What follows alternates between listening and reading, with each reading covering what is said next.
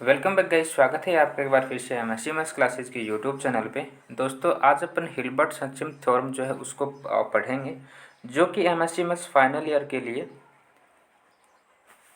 Integral equation and integral transform में unit of fifth का एक छोटा सा पार्ट है। ठीक है प्यारे बच्चों, तो आगे बढ़ने से पहले मैं आप सभी को बता दूं कि एग्जाम पॉइंट ऑफ व्यू से ये वाला क्वेश्चन बहुत ही ज़्यादा इंपॉर्टेंट होने वाला है, क्योंकि ये 2010 में, फिर 15 में और 17 में पूछा गया है। उसके बाद 19 में भी पूछा गया है।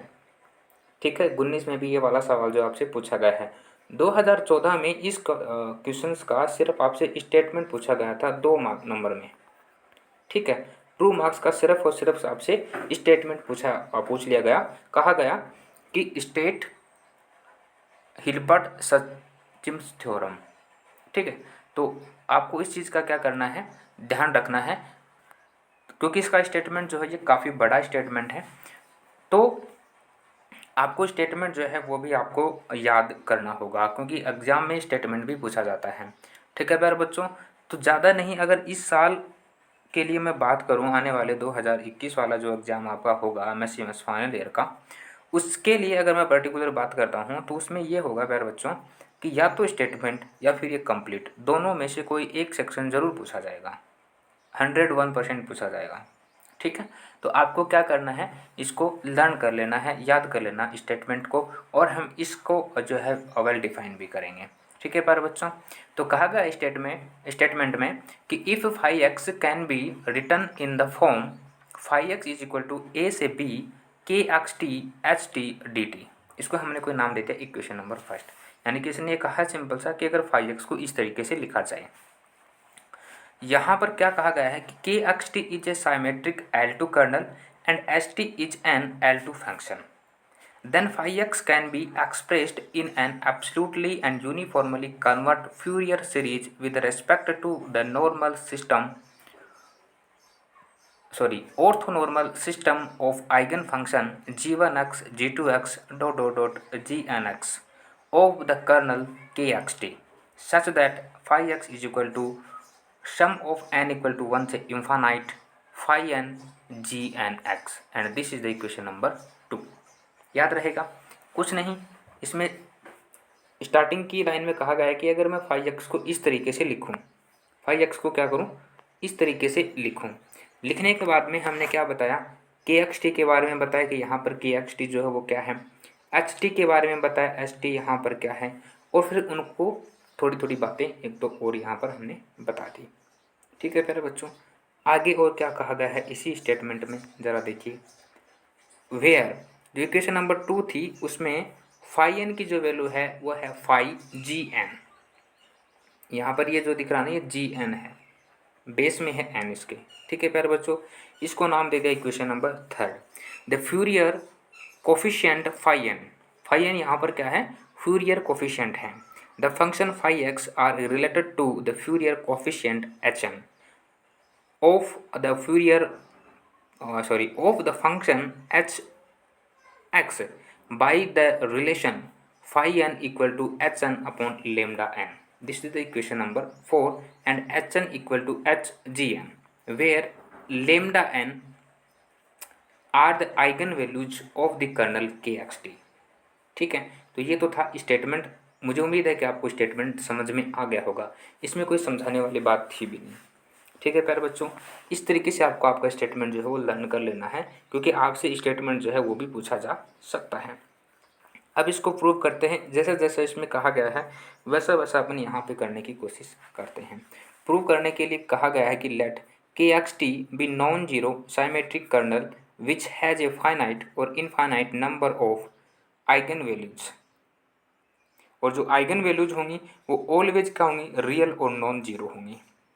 ठीक है प्यारे बच्चों, show consider these eigen values in A sequence lambda 1 lambda 2 dot lambda n।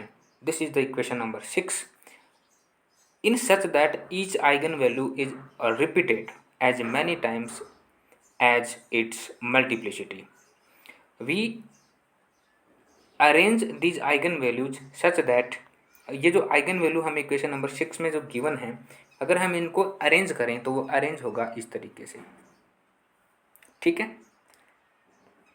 Let g1x g2x dot dot gnx, equation number 7, be the sequence of function be the sequence of eigen function corresponding to the eigenvalues given by sequence 6, and these eigen function are no repeated, यानी repeat नहीं होने चाहिए, and are linearly independent sequence corresponding to the same eigenvalue. Thus, to each eigenvalues lambda k in equation 6, this corresponding just one eigenfunction gkx in equation 7. Further, assume that these eigenfunctions have been orthonormalized. Now the Fourier coefficient phi n of the function phi x corresponding to the orthonormal. ठीक है, जैसा हमें statement में कहा था, हमने उसी से रिलेटेड कुछ बातें यहाँ पर मान ली हैं. ओके प्यारे बच्चों, now system g1x g2x dot dot gnx are given by phi nx equal to subset phi gn. इस लाइन को देखिए, यहाँ से मैंने इसको इस तरीके से लिख दिया, ऐसा लिखा जा सकता है सबसेट. इसको मैंने इस तरीके से लिख दिया एच के जे एन. क्यों? क्योंकि के जो है वो क्या है, साइमेट्रिक है, और कोई भी साइमेट्रिक ऑपरेटर जो होता है वो क्या होता है, सेल्फ एडजॉइंट होता है.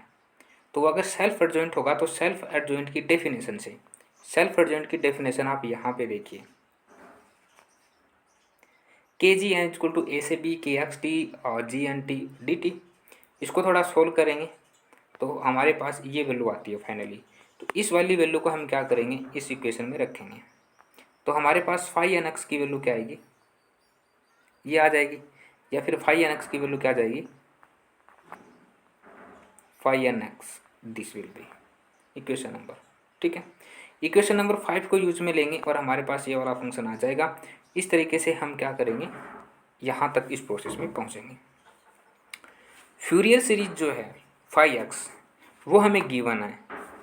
ठीक है, तो फ्यूरियर सीरीज के अकॉर्डिंग इक्वेशन नंबर 2 जो हमारा स्टेटमेंट है वहाँ पर गिवन है फ्यूरियर सीरीज, उसके अकॉर्डिंग देखो phi x is equal to n से 1 finite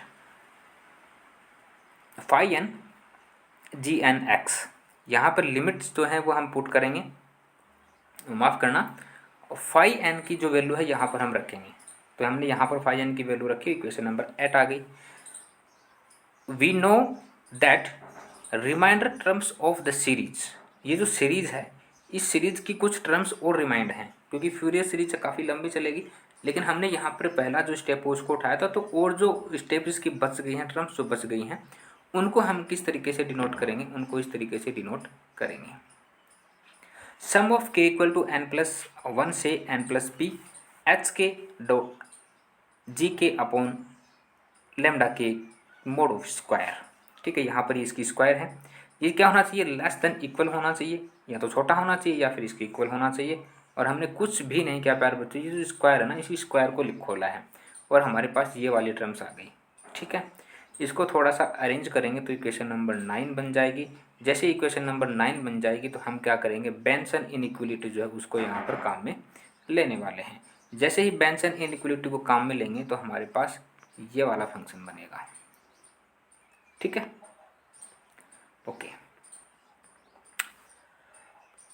hence inner series in equation 9 is bounded. यहाँ पे जो इक्वेशन नंबर 9 है ये आपको दिख रही है, पूरी तरीके से बाउंडेड है. अगर ये बाउंडेड है तो यहाँ पर एच एक्स जो है वो क्या होगा, एक L2 फंक्शन होगा. और अगर ये सीरीज एच की स्क्वायर कन्वर्ट होगी तब इसका एक पर्टिकुलर सम हमें मिलेगा, और जो सम होगा वो क्या होगा, आर्बिट्री होना चाहिए. कहाँ पहुँच गए, आर्बिट्री स्मॉल होना चाहिए. ठीक है, आ गया समझ ये लाइनें आपको. ओके, देखो इसमें लिखने का काम कुछ ज़्यादा था, इसलिए मैंने इसको एज ए PDF आपको पढ़ाना उचित समझा. Hence the series equation at converts absolutely and uniformly. Now we prove that the series at converges to phi x particle sum of the series. हम इसको प्रूव करेंगे, क्वेश्चन नंबर 8 में जो बोला गया था उसको प्रूव करने की कोशिश करेंगे। तो उसको प्रूव करने के लिए हम क्या करेंगे, sum of the series S n x is equal to sum of M equal to 1 से n H M upon lambda M G M x and the values of dual mode of phi x minus s and x dual mode। ठीक है प्यारे बच्चों, चलो भाई क्या करें, करना क्या है, फाई एक्स की वैल्यू रखेंगे, एस एन एक्स की वैल्यू रखेंगे। ठीक है, तो यहाँ पर ये फाई एक्स की वैल्यू क्या है, के एच है, माइनस एस एन एक्स की वैल्यू ये है limit sum of M equal to 1 से n H M upon lambda M G M x. इसको थोड़ा सोल्व करेंगे तो हमारे पास ये वाला फंक्शन आ जाएगा। ठीक है, एच एम की वैल्यू रखी हमने यहाँ पे एच जी एम, और कुछ नहीं किया नया। इसको थोड़ा सोल्व करेंगे लिमिट्स वगैरह लेके, तो हमारे पास इक्वेशन नंबर 11 आ जाएगी।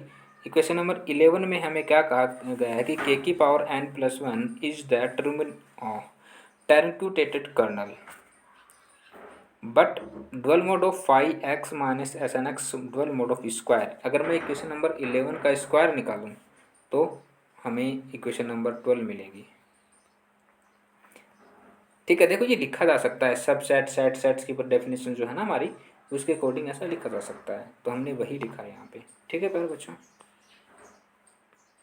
पेपर नंबर फर्स्ट है आई थिंक, उसमें है ये सारी चीज़ें। We know that the set of eigenvalues of the second integrated kernel coincide with the set of sequence of eigenvalues of the given kernel, and we find at least eigenvalues of the kernel k2 की power n plus 1 is equation to is equal to lambda n square plus 1। ये plus 1 जो है ना, ये base में ही, इसके base में lambda square N plus 1, ऐसे नहीं बोलना चाहिए था, इसको ऐसे बोलना चाहिए था लेमडा एन प्लस 1 की square. By using equation number 6, 7 और 8। इक्वेशन नंबर 6, 7 और 8 को यहाँ पे काम में लेंगे तो हमारे पास इक्वेशन नंबर 13 आ जाएगी। अब इक्वेशन नंबर 13 से हमें एक चीज़ मिली, क्या, इसकी वैल्यूज मिली। इस वैल्यू को हम क्या करेंगे, इक्वेशन नंबर 12 में रखेंगे।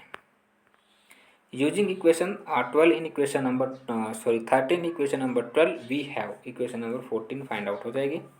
वैल्यूज रखनी है, रख लोगे आराम से, और इक्वेशन नंबर 14 आ जाएगी। इक्वेशन नंबर 14 में हमें कंडीशन गिवन है कि lambda n plus 1 tends to infinite. So equation 14 is dual mode of phi x minus S n x tends to 0 n tends to infinite. Again dual mode of phi x minus S n x less than is equal to this function. एक बार जोड़ दिया, एक बार घटा दिया, कुछ नहीं किया। और इक्वेशन नंबर 16 जो है वो हमारे पास यहाँ पर आ जाती है प्यारे बच्चों। ठीक है, इक्वेशन नंबर 16 तक हम पहुँच चुके हैं। वेयर यहाँ पर एस एक्स जो ये दे रखा है, ये क्या है, limit of the series S n x. Okay, since the equation 8 converse uniformly हो गई, वो कन्वर्स हो गया अपने आप में, और आर्बिट्री हो गया। हो जाने के बाद अगर ये अब आर्बिट्री है तो ये लेस देन अपसाइनल होना चाहिए। अपसाइनल करने के लिए ये लेस देन अपसाइनल है ऑलरेडी। अगर ये लेस देन अपसाइनल है तो ये टेंस टू 0 भी होना चाहिए। तो S n x minus x x dual mode of tends to 0 for n is sufficiency range. ठीक है प्यारे बच्चों, तो यहाँ से आप देखोगे हेंस यूजिंग इक्वेशन नंबर 17 और 15 इन इक्वेशन नंबर 16, 17 और 15 को काम में लेके 16 के अंदर इक्वेशन नंबर 16 जो है उसमें इस वैल्यू को रखोगे तो आपके पास जो है ये फाइनल रिजल्ट आ जाएगा। ठीक है प्यारे बच्चों, इसकी PDF जो है उसका लिंक मैं डिस्क्रिप्शन में डाल देता हूँ, आप वहाँ से इसको पढ़ लेना। ठीक है, मैंने यहाँ पर थोड़ी बहुत चीज़ें आपको बताने की, समझाने की कोशिश करी है, तो वो आपको ज़रूर समझ आई होंगी, है ना। तो उन सभी चीज़ों को क्या करना है, एक बार देख लेना है।